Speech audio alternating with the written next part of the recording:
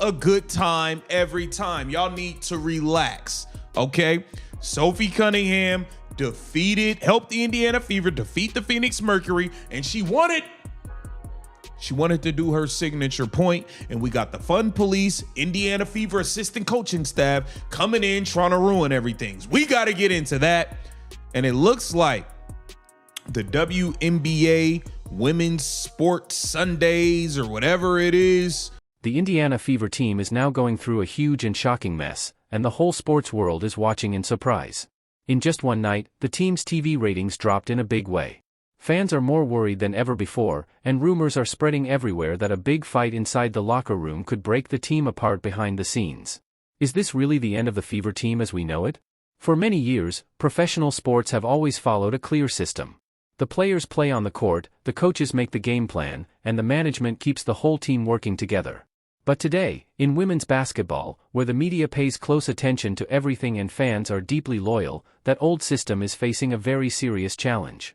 The story around the team has suddenly changed from an exciting journey to build a championship team into a huge war of words, leaving millions of fans split over where the team is heading.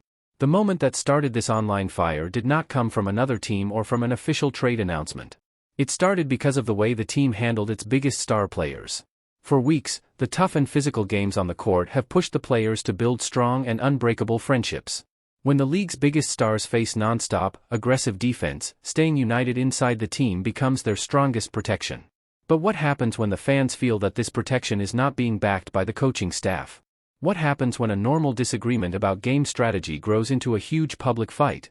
Reports of serious problems inside the team have come out, sending huge shockwaves through the community, and the breaking point has finally been reached.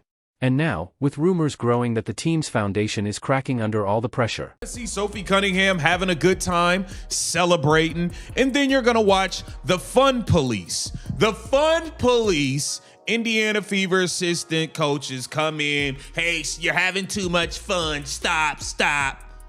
Take a look. Let her point. She's pointing. She's having a good time. She's celebrating with the fans after a win. And here comes the Fun Police. Look, why are you knocking her arm down?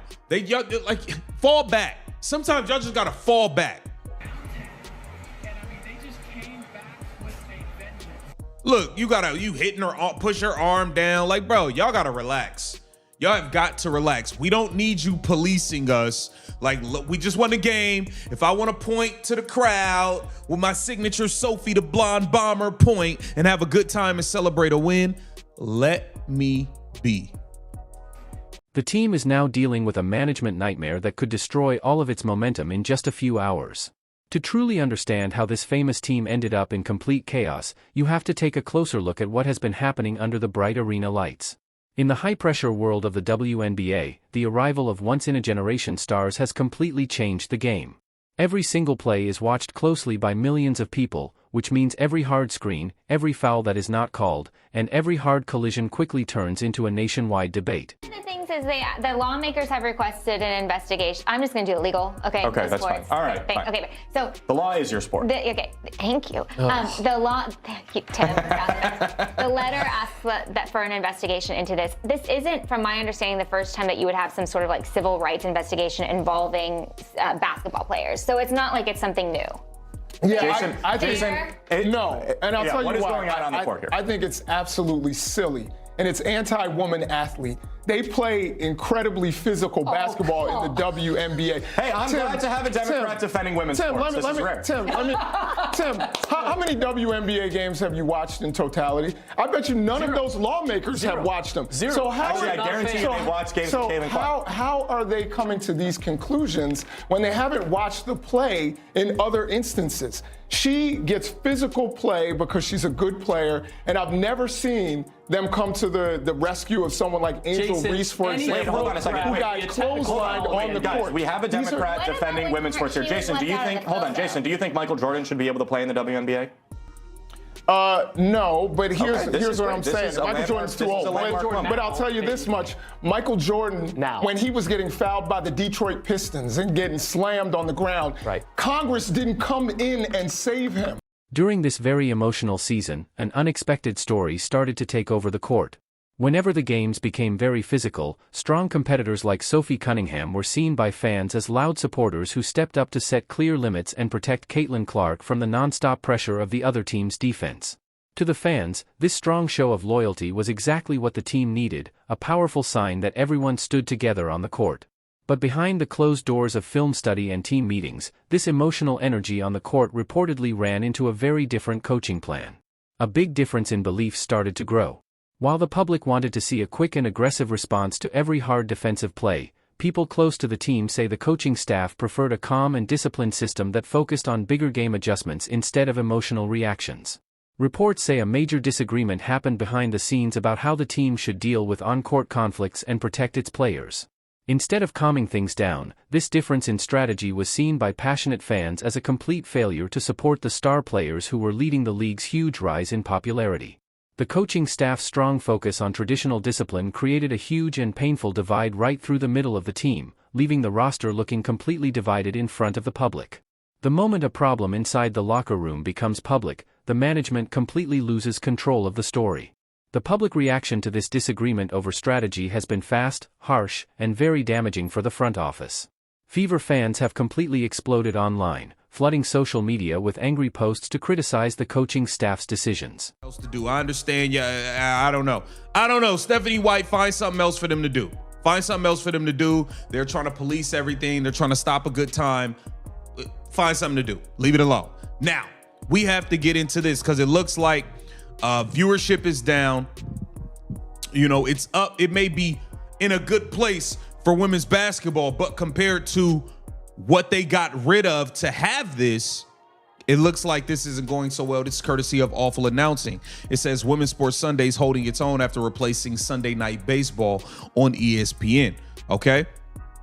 Here it says, ESPN replaced Sunday Night Baseball with Women's Sports Sundays. And 3 weeks in, we are getting our first look at how the change is working for ESPN. Through 3 weeks, WNBA games on Women's Sports Sundays are averaging 1 million viewers. The latest edition of Women's Sports Sundays was by far the series' biggest viewership success, with 1.6 million people watching the Indiana Fever take on the Las Vegas Aces. Now, here it says the Fever Aces was a strong audience for the WNBA on ESPN. Viewership for the game was up 53% from ESPN's WNBA regular season last season and up 3% from last season's Indiana Fever average on ESPN.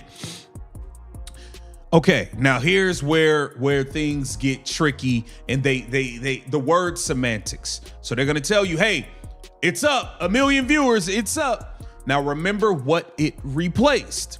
Sunday Night Baseball is averaging substantially more viewers. The message from the fans is loud, clear, and very scary for the league leaders. Today, you cannot push away the biggest stars who bring most of the viewers to the league. When fans stop supporting the team and start fighting against the coaching staff, the foundation of the team begins to fall apart.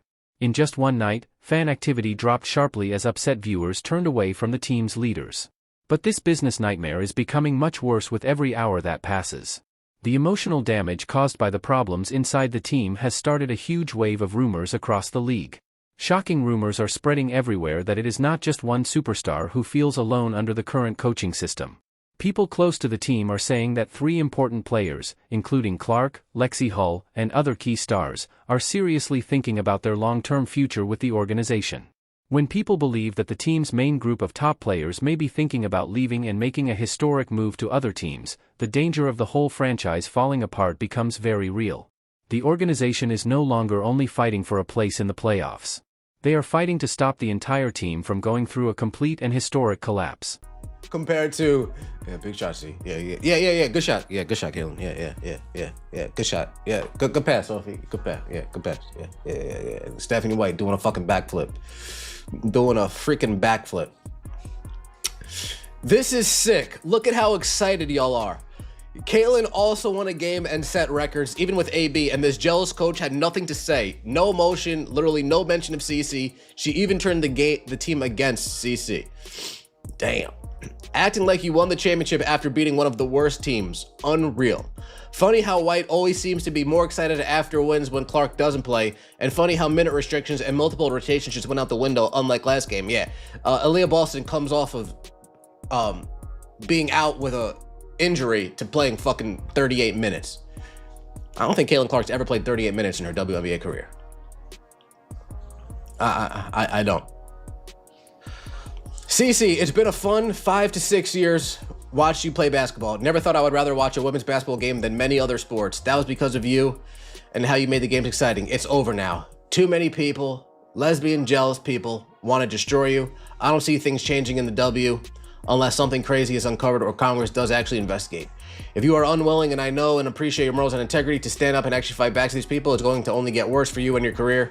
We are here for you and will always have your back. Damn. Sophie Cunningham trolling the Phoenix Mercury. Michaela Timpson with the greatest defensive play in WNBA history, and she's only in her second year. That shows how much of an athletic freak Michaela Timpson is and how subpar the WNBA has been. And then we have Stephanie White becoming erect watching Kelsey Mitchell go-ahead shot, comparing it to Caitlin Clark's game winner. The team is now standing at a major turning point, stuck in a very difficult situation with no easy way out. Every statement, every lineup change, and every decision made by the team's leaders from now on will be closely watched by people around the world. The coaching staff now finds itself completely trapped, trying to protect its traditional authority while also fixing its relationship with a very frustrated locker room. To stop the problems and win back the angry fans, the team has to make a major decision. Will they continue using a strict top-down system and expect every player to follow it, or will they completely change their approach and give the players the strong and outspoken support that fans keep asking for? Time is running out fast, and there is almost no room left for mistakes. Sports history is full of great teams that fell apart, not because the other team was better, but because of serious problems inside their own team. When the strong connection between the players on the court and the coaches on the bench is broken, it becomes almost impossible to stop everything from getting worse. One thing is completely clear. The current situation cannot continue. The mix of falling fan numbers, huge public criticism, and the growing rumors of a rebellion by several star players has pushed this famous team to the edge. We are quickly getting closer to a major moment that could change the sport in a big way. Will the front office step in right away with a big decision to fix the locker room and save the team's future? Or have the problems inside the team already become too serious to ever be fully fixed? The whole basketball world is watching to see what happens next. What do you think about this huge problem facing the team? Share your thoughts in the comments below. Like this video and subscribe to stay updated as this major sports story continues to unfold.